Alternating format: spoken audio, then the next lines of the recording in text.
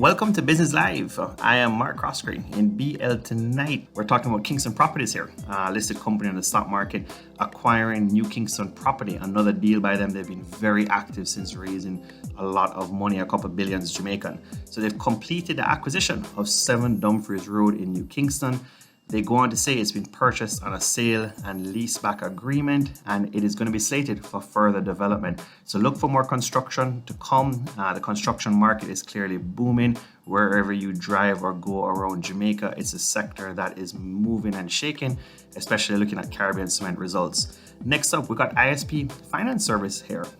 Really beating the market or the street expectations by a ton load. Profits up 181% on lower expenses. So surprising year end. Earnings per share hitting 62 cents per share Jamaican versus 22 cents year over year. That's what we're talking about. Now the revenues were relatively flat. What really helped them was cost. Staff costs fell by 23 million Jamaican, and allowances for credit losses were curtailed by approximately 20 million Jamaican. So it's really a cost play here, not necessarily revenue growing. Loan book was relatively flat, it grew by a couple of tens of millions Jamaican, but really a cost play here. Now, Key Insurance Company, the tough times continue here. Clearly, Grace has got in. They just raised a ton load of capital as well, which they needed to. We'll go into that.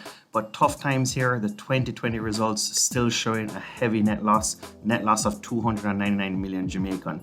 Now, big markets, overseas markets, Microsoft, the slow and steady company by Bill Gates, winning, very interestingly, a major US Army deal. You see how the US is moving, infrastructure plan, lots of big deals, the STEMI plan. So lots happening in the US right now.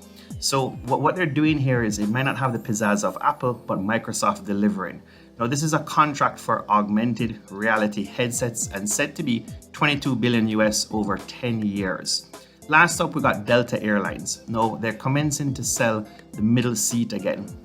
TSA has been reporting consistent numbers over 1 million passengers or throughout for over 10 days or so. So that's a big news. That continues to do very well.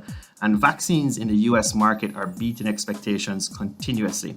Now Delta comes out, and this is a big headline, great for Jamaica as well, to announce that starting May 1st, they're going to end the COVID policy and will start selling the middle seat again. So that's huge news, great for Jamaica, great for tourism markets. We'll see where that goes. I'm Mark Croskery, this is Business Live.